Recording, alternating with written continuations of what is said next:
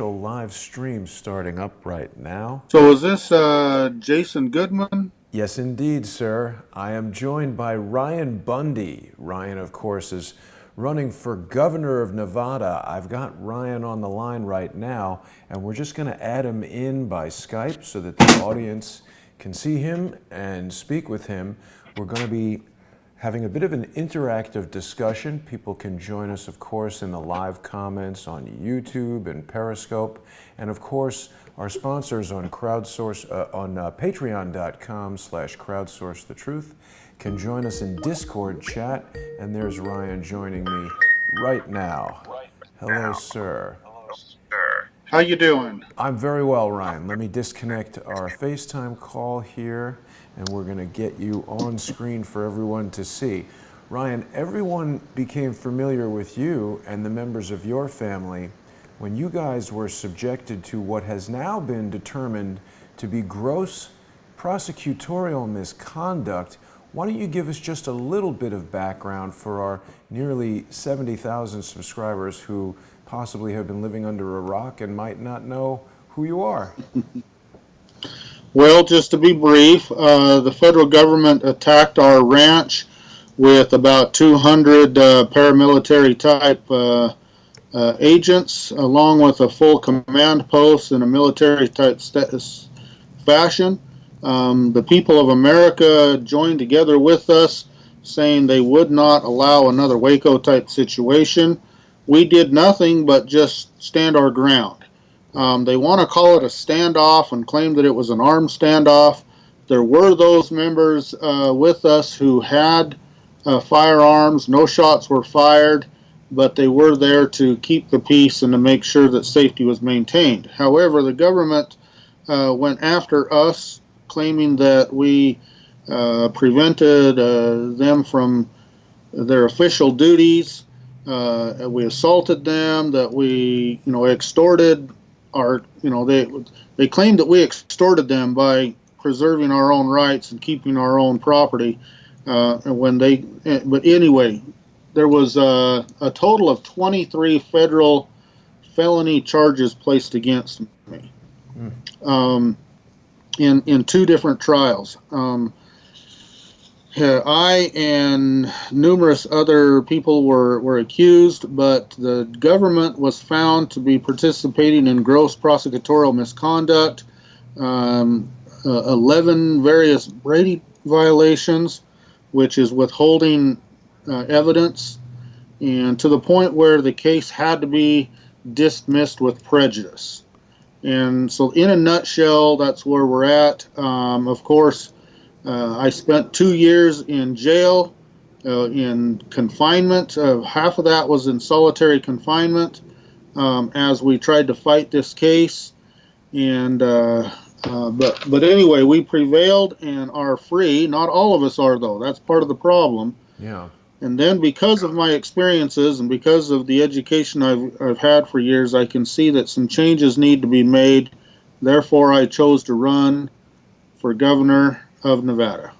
And you've got my support, Ryan. I have to tell you, I think this is such a huge issue and such an important matter. Even people who might disagree with your stance and the Bundy family's stance, they have to really look at this very carefully. The fact that it was dismissed due to gross prosecutorial misconduct and what you've just told us about your time in solitary confinement in the absence of a conviction should be incredibly troubling to every American. Of course, you and your family members were subjected to this essentially torture. Was it the Nye County facility that you were in? Well, it was a facility in Nye County, but it doesn't belong to Nye County. It's actually a for-profit prison, which is Core Civic of America Corporation, is where we were being held, and they have contracts with the United States Marshal Service to hold detainees. Right. And of course, CoreCivic used to be Corrections Corporation of America. Our former Vice President Dick Cheney was indicted for racketeering in the state of Texas related to these for-profit prisons. And I don't think the founding fathers of our country ever intended for the incarceration of Americans to be a for-profit business. As governor of Nevada, is this something you'll be able to address? Oh, absolutely. To me, there's gross violations, not just in the courtroom, but in the whole system. There's an entire industry that is created out of accusations and prosecutions of people, to the point where there's billions of dollars being made by people, and they have to have prisoners to be able to make that money. And so there's a huge incentive to imprison people. Right. And there's a great violation. You know, I like to bring out the fact that our founding fathers must have experienced or witnessed similar type events to the point that they made it very clear that such thing would not take place. And those, of course, these are protected through the Bill of Rights. And this is where we have, you know, the right to a fair trial, the right to be presumed innocent until proven guilty, the right to bail, and many other rights that are listed there. And yet every one of these were violated against us. But we're not unique. There are many thousands of others who are experiencing the same violations against their life and liberty. Yeah, this has become one of my real focuses here on Crowdsource the Truth, Ryan, because you're absolutely right. I've interviewed a number of people who are being subjected to what I've come to refer to as lawfare, the use of our system of laws as a weapon. And luckily, you guys were able to team up with Larry Klayman of freedomwatchusa.org. Larry's been very helpful in working with you guys and defending yourselves. And I have to say, Ryan, I wasn't that familiar with your story before I started following it and going there to court. You did an incredibly impressive job of defending yourself pro se, without a lawyer. And this is also a very important right that each of us have. Can you talk a little bit about that? Sure. Well, first of all, you know, we were incarcerated in Oregon before we were brought down to Nevada, and I was assigned an attorney by the Department of Justice, or by the court, to represent me. Well, there's a lot of problem with that, because I don't want anyone to represent me. And after interviewing him, this man, and meeting him, I could see that if my life was placed in his hands, then it was over. That I would be incarcerated for the rest of my life. This man was a liberal. He was an atheist. He had no understanding of the Constitution, and he was, you know, he just, there was no way he was going to help me to be free. And I knew I had to be rid of him. However, I did not have the legal training or education that I needed to be able to understand court process, either civil or criminal, and so anyway, I wasn't sure what to do. I just knew that I couldn't abide with him. There was another attorney who came to visit me several times, and he belonged to my same faith. He belonged to my same political belief structure. He, you know, understood the Constitution. I really, really liked him in lots of ways. But the problem was, he wanted several $100,000 to represent my case. Right. And so this was problematic. I didn't have that type of money, nor could I promise it to him. And so, you know, I am a spiritual man, and I rely upon inspiration from my Father in heaven. And so I knelt down in prayer to ask about what to do. How am I going to proceed? How am I going to obtain my freedom again? And the answer came to me that, first of all, I should fire my attorneys. And so this scared the living daylights out of me, quite frankly. Because I didn't know. And so I asked, well, what about this other attorney? And he said, don't place, the answer came, the inspiration came, is not to place myself or my family into financial bondage, which having a debt of several $100,000 is certainly a bondage. And so I said, well, how am I supposed to proceed then? And of course, the inspiration then came. He says, I will show you what to do. I will tell you what to say, and I will send those who are willing to help based on, their principles. So I said, okay. And I fired my attorney and did not hire another. And we started to move forward. And certainly there were some people who came forward to help me. Julie Embry was one. Dan Bailey was another. Rick Korber was another. These men came forth and were able to help me through the legal process. And of course, I relied upon inspiration as to what to say and what to do throughout the process, and obtained our freedom again. I didn't know those other individuals. That's good to hear. And Ryan, I'm just so impressed by you, the bravery that you've shown, the integrity, the courage. I mean, when I saw you there in court defending yourself, the way you presented the case, the way you stood your ground, it was just inspirational, I have to say. And I only spent a couple days there in court, but the prosecutorial misconduct was clear even to me in a short time. I observed yourself and I believe two other witnesses talking about a football-sized camera that you had seen lasers on and a specialized power supply for.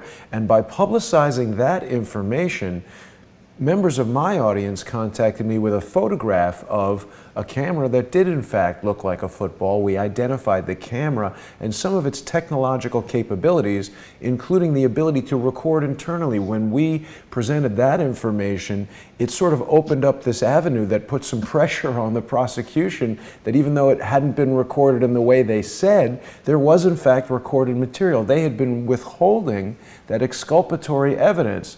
That's totally an abuse of your rights.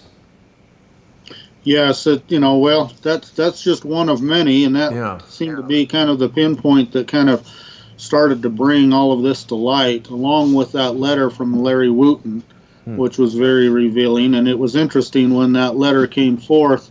It from Larry Wooten, who was a Bureau of Land Management employee, was stating the very same things we've been claiming all along.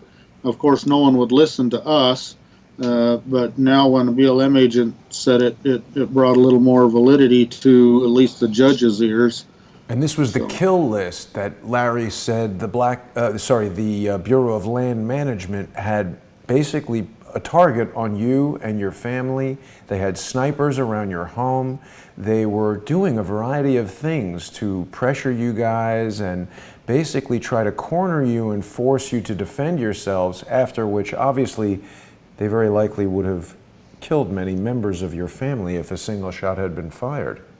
Well, we actually came across evidence through their operational plans that it was their intent to instigate or to entice us into some sort of confrontation so that they could be justified in killing us. Right. And so that's, in fact, our rangeland is large. I mean, it covers, 600,000 acres or whatever. So there are certainly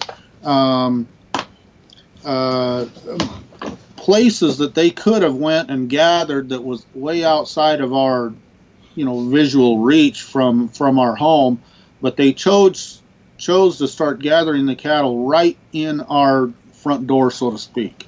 And again, this was intentional so that they could again try to entice us into some sort of confrontation so that they could be justified in wiping us out.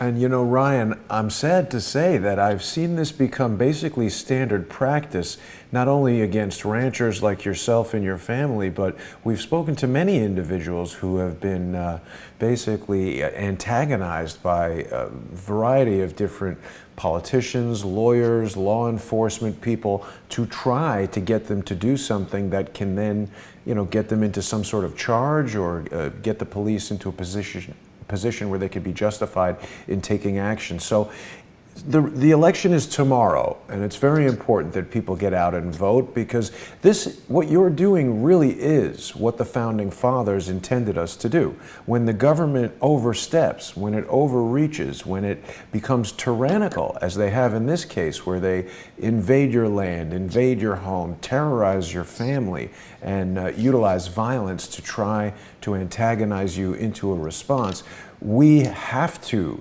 take control. And I'm not suggesting violence, but what you're doing is yet another example, I think, an inspiration to others, where you're actually running for governor to try to right the wrongs of what's going on there in Nevada. How are you feeling about tomorrow's election right now?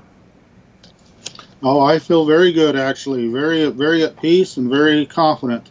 Not that my campaign has been so great, but, back again, like I mentioned, inspiration to get rid of the attorneys, I received similar inspiration to run for this office. And so if it be the will of God that I obtain this position, then so be it. And so I'm good with what I've done, and in my efforts to run, as meager as they may have been, I've done my part. I'll leave the rest up to him. I would not call the effort meager in any regard, Ryan. I'm really so honored to know you and inspired by what you've done. I definitely want to encourage our viewers who are in Nevada to get out and vote tomorrow. This is one of the most important things you can do. And for people who support Ryan and for people who support the issues that Ryan stands for, you can go to GovernorBundy.com and you can make a financial contribution to the campaign. Even if you're not in the state of Nevada, you can help Ryan. And irrespective of the outcome tomorrow, I have a feeling that this is not the last that we're going to hear from Ryan and the other members of the Bundy family. Now, Ryan, despite the fact that this initial set of accusations were dismissed with prejudice, meaning they can't be brought again, it does seem that they're trying to appeal this decision and bring the charges again, aren't they? Yeah, and that's interesting because, that's actually Attorney General Jeff Sessions, which is allowing that to take place. I mean, he's in charge, it's his court, and they have to have his approval to do so. And yet the prosecutors are pursuing an appeal against the judge's decision to dismiss with prejudice, attempting to put us back into prosecution. And of course, their ultimate goal is to imprison us for the rest of our lives. I find that absolutely disgraceful. Jeff Sessions has been an utter failure as the Attorney General, in my view, allowing this totally evidence-free accusation of Russian conspiracy with the Donald Trump campaign to move forward for a total of 2 years, wasting untold millions of dollars in taxpayer funds. And we've uncovered evidence on Crowdsource the Truth. Working with your friend and associate Larry Klayman, we've uncovered evidence of what seems to be collusion between the special counsel's office and the press to disseminate lies and help that case. So now we see Attorney General Sessions supporting the overturn of a dismissal. I don't understand. If it's supposed to be with prejudice and not brought again, it seems like yet another violation of your rights, double jeopardy, this sort of thing. So having a real constitutional candidate like Ryan Bundy as governor of Nevada is more important than ever. Now, Ryan, Sheriff Joseph Lombardo, who was recently reelected, to my disappointment and amazement, he was initially involved in this situation on your family's ranch, wasn't he? Yes, that is correct. In fact, I had a lot to do with him personally when I was there in 2014. Hello? for I spoke with him. The sheriff, which was Sheriff Gillespie at the time, had left the area, and Deputy Sheriff Joseph Lombardo took control of the situation. Now, at the time, we thought that he was more or less a hero. He brought an end to the standoff. But then through later inspection, we found out that they were collaborating or confederate with the FBI and the Bureau of Land Management to entrap us into a situation to where they could then prosecute us. Again, I believe it was their design to either kill us one way or another, either by the bullet of a gun or through a lifetime behind bars. And we find that the Sheriff's Department was integrally involved with that conspiracy to entrap us. Now, furthermore, Joseph Lombardo, in the first trial, in other words, they broke our trial or our people into several groups to try them separately. And the first group went to trial, and Joseph Lombardo testified on the stand under oath, and his testimony was all lies. Wow. And we have those lies documented because we have, number one, the transcripts of the trial. So we have his testimony and transcript. And then we compare that to the actual videos of what was taking place. And they contradict one another. So which is more truthful? His testimony on the stand or the actual video of the events? Obviously, the video of the events would be more truthful because they were there. And yet, his testimony convicted several men in our case because of his lies. Wow, that's astounding. Although, not exactly, because we've come to expect this type of behavior from Sheriff Lombardo. Everyone saw him giving press conferences with FBI Special Agent in charge. I think his name is Aaron Rouse, is that it? And of course, we're talking about that horrendous shooting in Las Vegas on October 1st of 2017. Were you surprised when Lombardo got reelected? Well, you know, he was the prominent. He had a lot of money behind him. I wasn't really surprised. I was disappointed. Right. I certainly supported other candidates, such as Tim Bidwell for sheriff. But hey, it's hard to beat a monster with lots of money. And that's another reason why I wholeheartedly support your campaign and definitely want to encourage Crowdsource the Truth viewers who are in Nevada to get out and vote tomorrow. And for those who can't make it out to vote, people should definitely go visit GovernorBundy.com and support Ryan Bundy's run for governor of Nevada. Now, Ryan, you and I first met in one of the attorney's offices right after the trial. I had the honor and opportunity to speak with you and your father, Cliven, and you were so well versed in the ways of the Constitution. You read some passages to us from the Constitution. It's amazing to me how people have lost sight of our constitutional rights.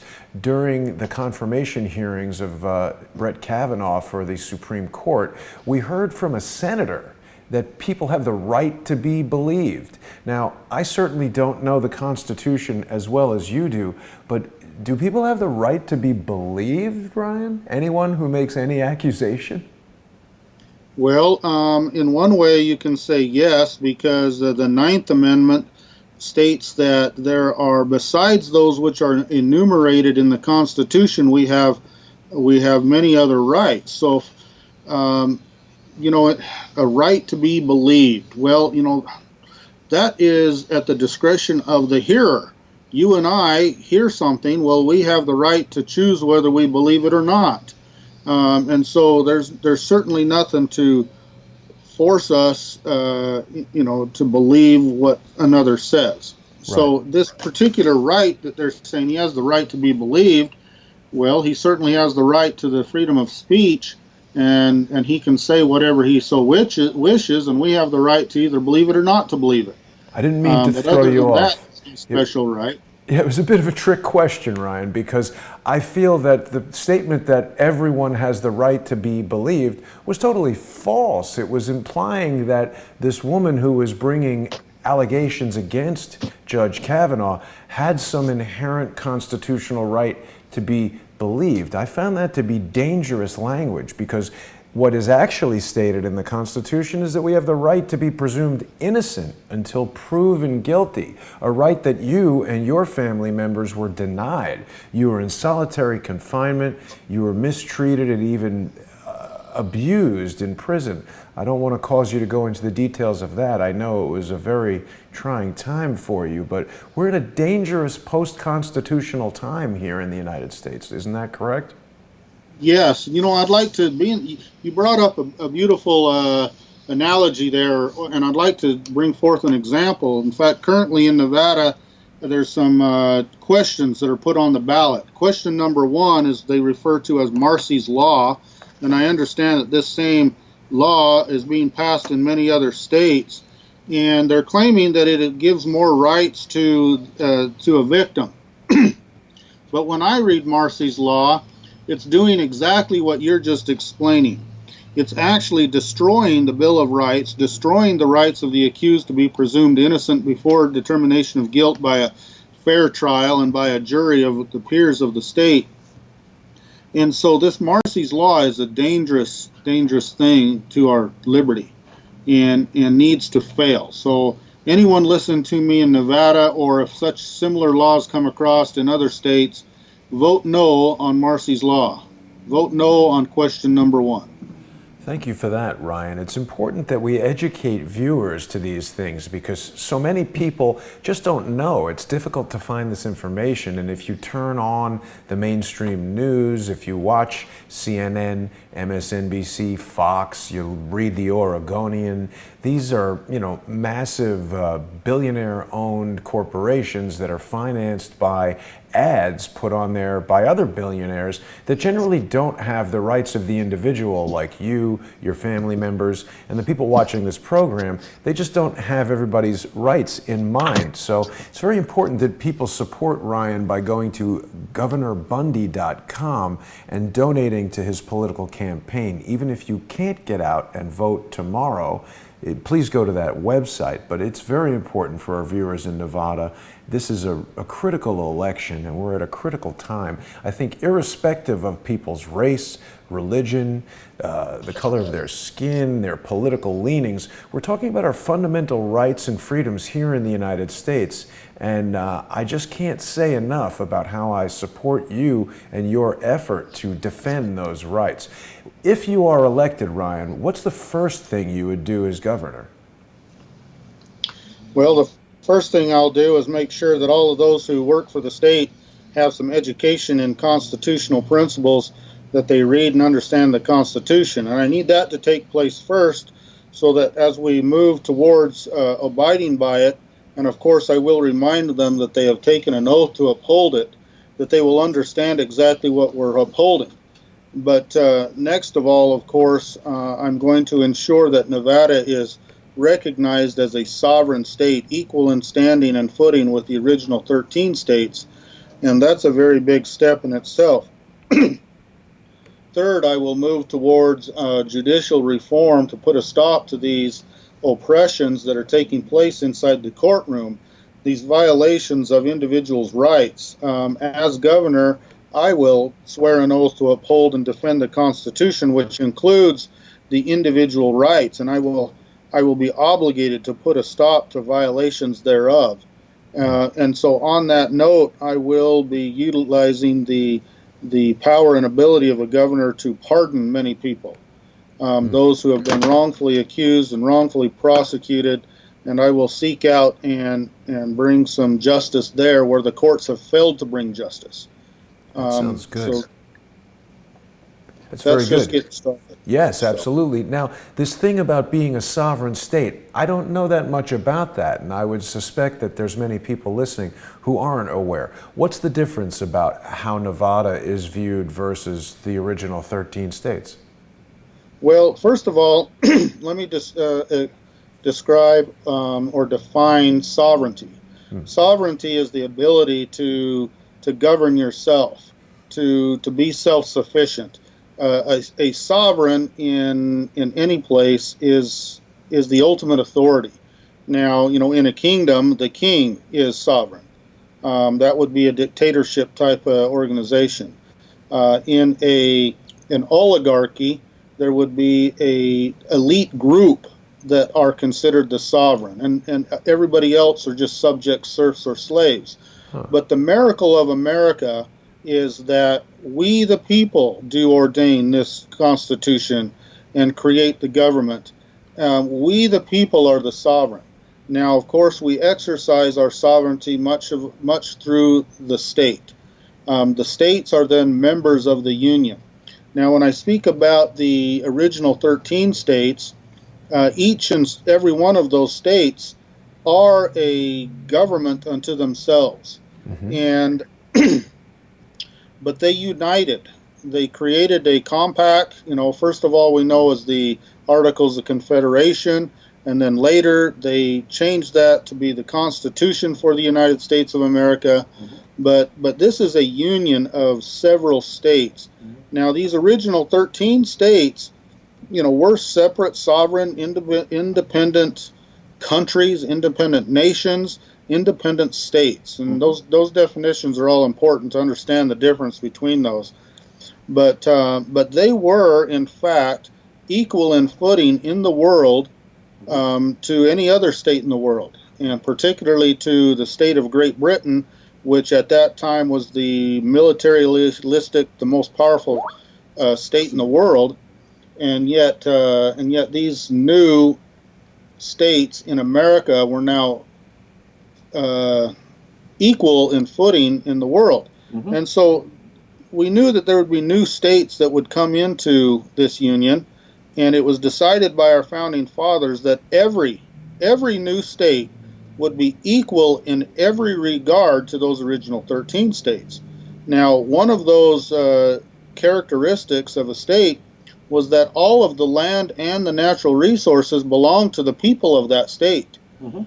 They do not belong to the federal government. And so for Nevada to be considered equal, 100% of the land and natural resources must belong to the people of Nevada. Now, the Constitution makes it clear that Congress can have authority to make needful rules and regulations over a territory. But a state is no longer a territory. A state is, again, equal in footing, separate and sovereign. And so now, according to the Constitution, for Congress to own land within a state, they must go through the process of Article 1, Section 8, Clause 17, which lays out the method by which Congress may petition the state legislature to own some land within their state. Now, they can only own that land to fulfill the necessary duties that we, the people, have given Congress to do, and nothing else. And of course, those are pointed out in that same article, that they can own land for military bases, arsenals, dockyards, and other needful buildings. And so these large tracts of land that are currently being controlled by federal agencies such as the Bureau of Land Management, National Wildlife Refuges, Forest Service, parks, recreation, monuments, wilderness, etc., none of that is lawful according to the Constitution. All of that is illegitimate. And so as a governor of Nevada, I will return to constitutional observance and make claim and make sure that Nevada owns all of its land and resources, and will expel those illegitimate federal agencies from Nevada land. And this is one of the primary issues in the whole matter that wound up in you and your family members being wrongfully incarcerated, and it's so important. It's almost like we don't even need to know the nitpicky little details of you guys' personal situation. We just need to know that it's the federal government trying to exert power over a state. And the fact of the matter is, we have states and state governments as a check and balance against overreaching federal powers. Isn't that right? That is correct. In fact, that's what is meant by federal. Federal, can be considered as layers, levels, filing, like a filing cabinet was a federal system. And our founding fathers set it up so that there were several branches of government, and also several levels of government, and all are supposed to be a check and a balance to one another. Uh, and each one is supposed to be jealous of the powers given them and not to allow other branches to overstep their bounds, and so also over levels. So when the federal government oversteps its bounds, then the states can check it by bringing it in accordance to the Constitution through the powers and authority of the 10th Amendment. And that's why it's so important that we have a constitutional governor in Nevada like yourself, because I feel a victory for Ryan Bundy would open the door to other constitutionally minded individuals who might want to run for political office but feel perhaps it's a daunting endeavor. You really are an inspiration. And in this vein of overreaching powers, I want to talk again for a moment about the FBI. We've been hearing, Ryan, quite a lot about the FBI behaving in ways that are well beyond what they're supposed to do. I'm thinking in part about Andrew McCabe, who's an individual who is currently under grand jury investigation. Do you know of any involvement that Andrew McCabe or Peter Strzok or James Comey or any of these other FBI agents we've heard so much about in the past 24 months, were they involved at all in your situation there in Nevada and the situation in Oregon? The only name I recognize from what you just mentioned was James Comey, and yes, he was involved. I don't recognize the other names. What was Comey's role in the situation that you guys were enduring? Well, I don't know his exact role, but I know that he is one of the upper men in the FBI and was intricately involved with the conspiracy to entrap us. In fact, it was the FBI camera that was set up that I was the one, that brought that forth and into court. And so, yeah, he was involved with that situation. And for anyone listening who might be skeptical, I would remind everyone that we have now had multiple individuals, totally unrelated to one another, give us firsthand testimony of FBI agents colluding with other agents within the FBI and other agencies to set people up.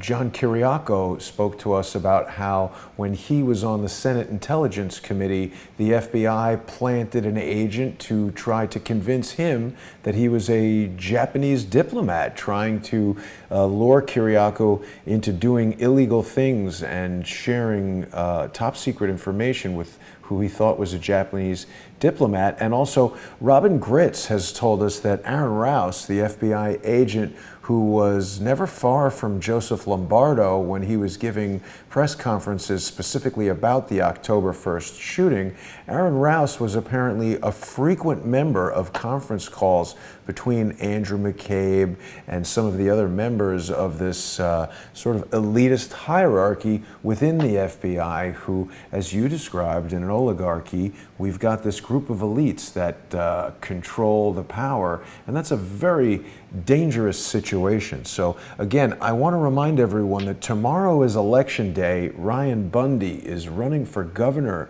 of Nevada, and it's very important. It's critically important that people get out and vote. You can learn more about Ryan and his platform by going to GovernorBundy.com. And even if you can't vote in the state of Nevada, you can donate to Ryan's campaign. Now, Ryan, you have my full support, and I really wish I could vote in Nevada because I would love to see you become governor. Irrespective of what happens tomorrow, do you have any plans for political future for yourself? No, not right now. I never intended, nor do I desire to be a career politician. And so I ran at this time because of inspiration to do so. And again, if I receive such similar inspiration in the future, I will consider it. But right now, no. Okay.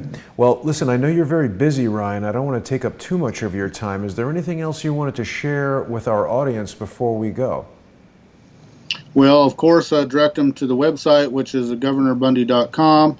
I always encourage people to learn the Constitution and understand the principles of liberty, understand our founding fathers, read all the documents you can about that.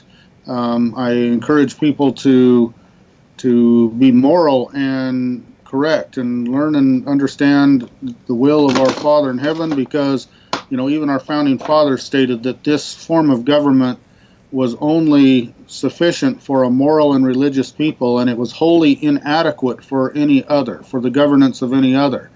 And so if we desire to live free under the system which our founding fathers established, we must be moral and religious people, or it's not going to work. We must be able to govern ourselves without having to be forced or compelled, you know, by government to be good. We should be able to be good on our own. With that being said, I encourage everyone, you know, within Nevada to vote for me, Ryan Bundy, as their governor tomorrow, and let's get some work done. Absolutely. And again, that website is governorbundy.com. People can go there and they can donate to Ryan's campaign and read all about Ryan. I have to reiterate, Ryan, I was just so impressed and so overwhelmed with a positive feeling when I met you and your family. The wrongdoing on the part of the prosecutors and the government and the federal agents there in the state of Nevada is just so troubling. I don't think that people can ignore this. As I've said many times, even if they personally disagree with you or any of your stated beliefs, if they believe in their own freedom, they have to take notice at what's happened and the abuses that you guys have suffered. They have to take notice at the abuses in our legal system, the prosecutors, these court-appointed attorneys, etc. Your case has been historic, your courage equally so. You have my endorsement, sir, and I wish you the best of luck in tomorrow's election. Please send your best to your mother, your father, your family, your wife, your young children, and everything. I'm so proud to know you, Ryan, and I wish you the best of luck. Thank you, sir. I do appreciate it. Have a great day, Ryan, and we will speak to you soon. Thank you for joining me here, and thank you everyone for watching. My guest has been Ryan Bundy. I'll be back later today. We've got a special FOIA release coming from Larry Klayman, and Michael Moore will be joining us for that. This is going to be a second round of communications between Robert Mueller's special counsel office and freedomwatchusa.org. Don't miss that tonight at 8 p.m. Eastern. Thanks for watching, everybody.